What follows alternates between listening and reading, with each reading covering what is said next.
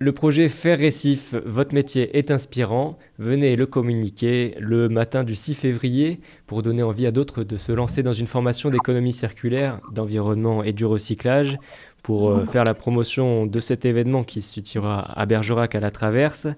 Dans cet enregistrement, nous allons donner la parole à Alexandre Licata qui représente CapScience, un centre de culture scientifique. Bonjour Alexandre. Bonjour. Et Eric Piboyeux, qui est le directeur d'activité des formations Léo Lagrange. Bonjour. Bonjour. Alors, qui veut commencer pour faire une petite présentation de ce projet Faire Récif du 6 février au matin à la Traverse? Je peux présenter le projet, Eric, si tu veux bien. Donc, le projet Faire Récif est issu d'un appel à projet de la région Nouvelle-Aquitaine appelé tiers-lieux et formation. Donc l'enjeu, c'est de donner accès à de la formation aux citoyens en passant par l'action dans les tiers-lieux. Nous, à CapScience, on a un Fab Lab, donc un atelier de fabrication partagée, donc un laboratoire de fabrication qui est considéré comme un tiers-lieu. Et on a répondu à cet appel à projet en coopération avec Léo Lagrange Formation, qui est donc un organisme de formation. L'idée étant de proposer l'accès à de la formation et de rendre accessibles certaines formations en s'inscrivant dans la programmation de tiers-lieux sur le territoire. Et c'est comme ça qu'on en vient à cette demi-journée du 6 février dans laquelle on va permettre à des participants à un stage de formation de rencontrer des professionnels du secteur de l'environnement, du recyclage, du réemploi sur le territoire, autour du territoire bergeracois. Éric Piboyeux, vous représentez la formation Léo Lagrange, vous êtes directeur d'activité. Quelle formation vous proposez ? Alors Léo Lagrange, c'est un acteur historique de la formation et des politiques.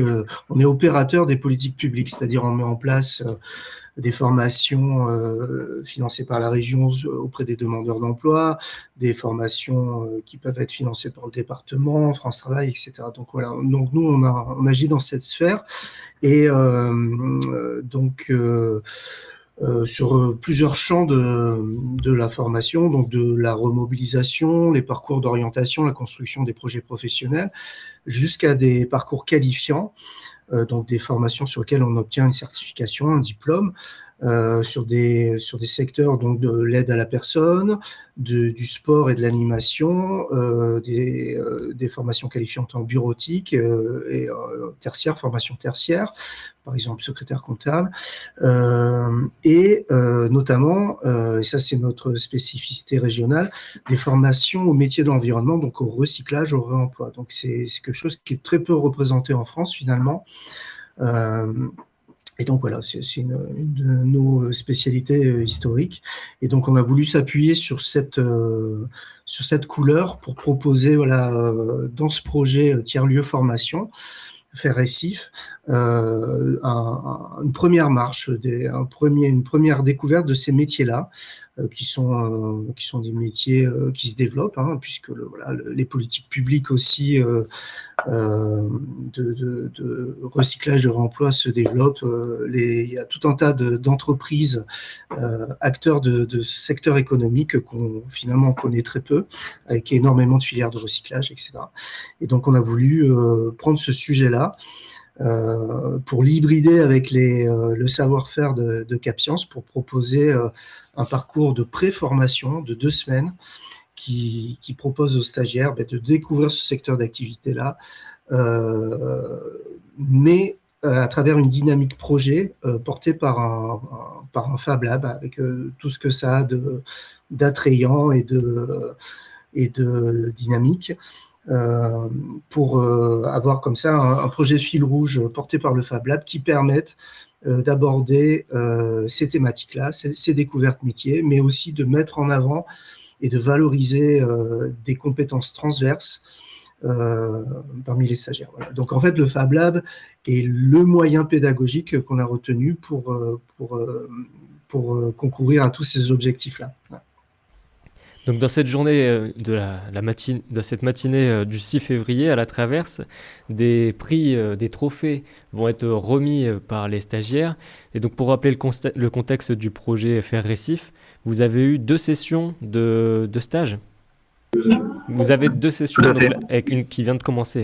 Alors, on a fait déjà une première session fin novembre, début décembre. Donc, on a déjà eu l'occasion de faire un premier stage. Et là, c'est le deuxième qui est programmé et qui a commencé ce lundi et qui se termine donc vendredi prochain, le 6.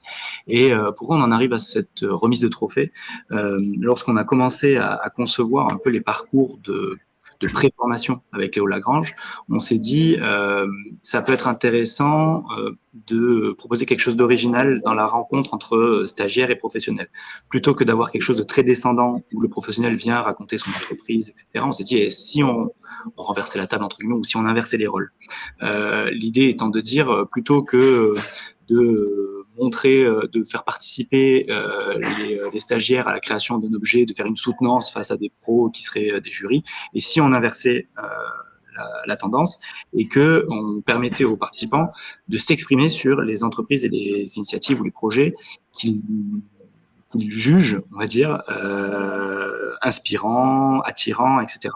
Et le trophée étant un objet qui est facilement concevable, fabricable au Fab Lab, on s'est dit ça pourrait être intéressant justement d'avoir ce mode d'action, de projet, qui soit l'occasion de s'intéresser à des entreprises et avec pour but donc de les mettre en valeur à travers ces trophées fabriqués par les participants. Et l'idée, je reviens sur le terme du projet parce que c'est peut-être pas forcément évident quand on parle de recyclage, de Fab Lab, etc., d'avoir un projet qui s'appelle Faire Récif. Nous, la métaphore derrière, elle est de dire qu'un récif, c'est un écosystème vertueux. Donc on pense au récif sous-marin, mais avec de la flore, de la faune riche et variée. Et en fait, l'idée, c'est de dire, on va s'appuyer sur l'accessibilité des tiers-lieux, un écosystème qui est déjà en place, avec des filières déjà plus ou moins installées, avec des acteurs qui proposent des choses innovantes, etc. Et permettre à des citoyens de s'orienter vers ces filières-là. Et donc la notion de récif, elle se cache là-dedans. Et l'idée, c'est de trouver comment on peut créer des rencontres, des synergies, et puis des dynamiques constructives pour l'avenir, soit des entreprises, mais aussi des citoyens qui sont à la recherche de formation ou d'emploi dans ces secteurs qui sont forcément d'avenir, puisque la question des matériaux et des déchets est quelque chose qui nous concerne au quotidien et pour bien des années encore. Et Alexandre Licata, alors combien de stagiaires vous avez eu dans les 2 sessions? Et ensuite, est-ce que vous pouvez faire une liste des entreprises et structures qui seront récompensées? Oui, alors lors du premier stage, on avait 8 inscrits, et sur le deuxième là qui a commencé, on est sur une douzaine d'inscrits de participants. Alors comme ça peut paraître pas énorme, mais en fait avec un projet de Fab Lab, vu qu'on a de la fabrication, on a des machines, donc il y a du projet vraiment de fabrication, on est dans un groupe optimal pour avoir de la montée en compétences de chacun des participants sur, comme le disait Eric, sur des compétences transverses de gestion de projet, de travail en équipe, d'organisation du travail, mais aussi des compétences techniques, de savoir opérer des machines à commande numérique, etc. Donc là, on est sur une vingtaine de participants ici, sachant que le projet se déploiera ensuite là au printemps jusqu'à cet été en territoire créonais. Donc on va réitérer l'opération aussi avec un deuxième stage dans le Créonais pour les personnes qui sont intéressées. Ça peut être utile. Et pour les entreprises, je laisse Eric expliquer un peu les entreprises qui sont sollicitées et qui seront présentes le 6 février. Des entreprises et structures associatives qui viennent soit de Dordogne ou de Gironde. Oui, c'est ça, principalement de Bergerac, mais effectivement, il y a quelques entreprises ou structures extérieures à Bergerac. Donc, il y a, par exemple, la recyclerie de Bergerac, qui est portée par l'association Question de Culture, qui est représentée. Il y a la tâche rapide, qui intervient sur la collecte et du recyclage de déchets bioalimentaires. Il y a le SMD3, qui est le syndicat départemental de gestion des déchets. Il y a la société PENA, qui est un grand groupe industriel aussi et à travers la société PENA, le groupe PENA, il y a également le syndicat professionnel FEDEREC, des acteurs de l'industrie du recyclage qui est représenté. Il y a, j'espère que je vais oublier personne, il y a l'entreprise René, comme le prénom au féminin, qui fait de la réparation d'équipements électroniques en fin de vie et qui recommercialise comme ça des produits qui sinon auraient fini au rebut. Il y a également la structure Base 24 qui fait de l'insertion sur Bergeracois. Aide 24 également, qui est sur de l'intérim et de l'insertion également sur la Dordogne. Je crois que j'ai balayé tout le monde, j'espère que j'oublie personne. Non, mais je pense qu'il y a tout le monde. Et on peut rajouter aussi que la tâche rapide fait de la collecte en plus en vélo cargo. Donc il y a quand même cette touche de l'économie sociale et solidaire qu'on retrouve dans toutes ces structures et c'est normal. Et vous, quel est votre point de vue sur le contexte actuel de l'économie sociale et solidaire? Et puis on terminera sur le planning détaillé de cette matinée du 6 février. Qui veut parler un peu de l'écologie, finalement, qui est un peu délaissée à cause de la guerre, par exemple. Alors, je ne sais pas si elle est délaissée. Je pense que, comme le disait Alexandre, je pense que tout le monde est concerné, tout le monde a conscience du sujet maintenant. Je crois que ce qui est bien là dans cette représentation de ce que je vous ai balayé, c'est qu'on a vraiment différentes échelles et différents types de structures. Et je pense que ça représente un écosystème, comme le disait Alexandre, qui doit être celui-ci, c'est-à-dire il faut des sociétés industrielles qui ont tellement de volume, qui font pleinement partie du champ de l'économie sociale et solidaire, avec un fort impact environnemental. Le PNA, voilà, c'est des figures incontournables. Le SMD3 aussi, pour la politique publique de gestion des déchets, avec aussi... il y a beaucoup de sujets peut-être en normal avec le SMD3, mais on peut leur reconnaître qu'ils ont une politique volontariste de faire des choses. Et puis des structures plus locales, plus accessibles directement. Voilà, la tâche rapide qui déploie son concept jusqu'à travailler son mode de mobilité, comme vous le soulignez. Voilà, moi je suis assez content de cette variété de représentation qui est associée au projet. Le contexte actuel, c'est ça peut-être qui était aussi votre question. Oui, il y a dans ce schéma-là, il y a des entreprises qui sont un peu plus à mal actuellement, puisque notamment sur les petites structures qui ont des modèles économiques qu'il faut consolider actuellement, etc., qui peut passer aussi par des soutiens publics. Et ben voilà, on le sait tous, là, en ce moment, les politiques de financement sont un peu mises à mal, il y a des réductions budgétaires un peu à tous les niveaux. Donc, si cette journée peut aussi permettre de mettre en lumière des structures vertueuses et l'impact fort qu'elles peuvent avoir sur un territoire comme à l'échelle du Bergeracois, avec un impact environnemental et social qui se mesure très concrètement, on serait ravis de pouvoir aussi concourir à cette mise en lumière. On ne peut que vous remercier en tout cas de faire cette remise de trophées, de structures du coup qui nage un peu à contre-courant, de mon point de vue en tout cas, vis-à-vis du contexte actuel de réduction budgétaire et de direction qui n'est pas plutôt vers l'écologie mais plutôt vers la guerre. Alexandre Licata, vous vouliez aussi rebondir sur ce qu'a dit Eric, et puis ensuite on fera le planning détaillé, à quelle heure ça commence, etc. Tout à fait. Oui, je voulais apporter un petit complément de lecture. Nous, la posture pédagogique en fait du projet, qui est une approche qu'on développe au Fab Lab depuis bien 3-4 ans autour de l'écologie, c'est forcément celle dont on a un atelier de fabrication.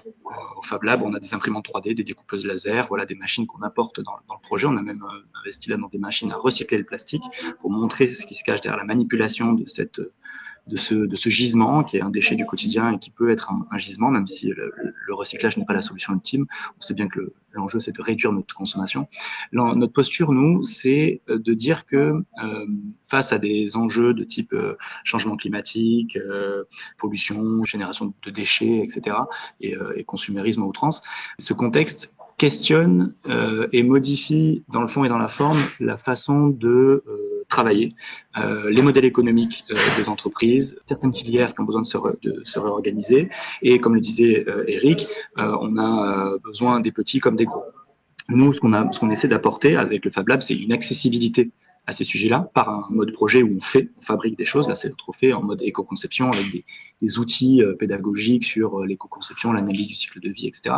Mais l'idée, c'est vraiment de montrer qu'il n'y a pas que des métiers techniques. C'est ça qui est important aussi à comprendre, c'est que tout le monde a sa place dans ce qu'on appelle la transition écologique. Alors, on peut discuter du terme, mais l'idée, c'est de faire comprendre que dans un futur où la transformation est à opérer, que l'on fasse de la RH, que l'on fasse de l'opération machine, que l'on fasse de la maintenance, il y a de la place pour tout le monde, entre guillemets, pour tous les corps de métier. En fait, on a souvent tendance on a cette image d'Épinal dans le recyclage, dans la gestion du déchet, de l'agent de collecte qui est à l'arrière du camion ou de la personne sur une filière de recyclage à trier des déchets. Or, c'est pas que ça. Il y a aussi des commerciaux, il y a aussi toute une filière en fait. Il y a plein de corps de métiers qui gravitent. Et l'idée, c'est de se faire rendre compte de ça et qu'il y a plusieurs manières d'accéder à ces métiers de l'environnement. Et donc, c'est pour ça que c'était important pour nous de faire cette formation qui se veut la plus plurielle possible dans les approches pédagogiques, dans les activités, pour se rendre compte de cette richesse en fait des métiers dont on a terriblement besoin pour préserver notre environnement proche. Et donc dans cette matinée du 6 février, à la traverse donc derrière la gare de Bergerac, donc dès 10h avec un petit café, une présentation, et puis ça finira avec des discours de la région après la remise des trophées. On pourra se rendre compte d'un petit panel d'entreprises méritantes dans la région. Oui, tout à fait. On a prévu donc cette demi-journée de fin de projet en conviant ces entreprises qui ont été citées plus tôt et la région, les élus locaux, pour déjà participer à cette activité finale du stage qui est cette rencontre entre les participants et les pros sur le mode de ce qu'on appelle du jury inversé. Mais en gros, les entreprises vont venir présenter leur entreprise en quelques minutes, un peu pitcher leur mission et leur impact positif, le plus positif possible sur le territoire local. Et lorsque les participants vont avoir un petit peu de temps pour se concerter, pour distribuer en fait quel trophée va à qui, on va pouvoir avoir l'occasion aussi de présenter l'atelier partagé, le Fab Lab à ces entreprises, à ces représentants de structures pour dire voilà ce qui existe aussi sur le territoire, voilà ce qui est possible de faire. Un Fab Lab, ça peut être aussi intéressant dans des logiques de pédagogie, d'écosystème local. Puis donc forcément remise des trophées avec une collation, un déjeuner convivial avec un discours de la région. L'idée est en effet de mettre en valeur aussi à terme l'engagement RSE de ces structures-là, parce qu'on sait bien que ces structures, que ce soit les grosses entreprises ou les autres, les plus modestes, on va dire, ont ces enjeux de communication et de diffusion de leur culture aussi. Donc c'est là-dessus qu'on essaie de jouer pour cette demi-journée. Eh bien, merci Alexandre Licata. Éric Piboyeux, vous voulez dire un dernier mot peut-être Non, c'est exactement ça. Ce moment-là, il est effectivement mettre exactement ce qu'a dit Alexandre en lumière l'action vertueuse sur le territoire de ces structures et puis le travail des stagiaires. Donc voilà, j'espère que ça sera un beau moment. Et qui est ouvert à tout le monde. Donc, qui est ouvert à tout le monde. Donc une belle photo pour tous les acteurs qui suivent ce projet. Donc je vous remercie à tous les deux d'avoir été à l'initiative de ce projet Faire Récif. Alexandre Licata, designer au Fab Lab CAF Science et responsable.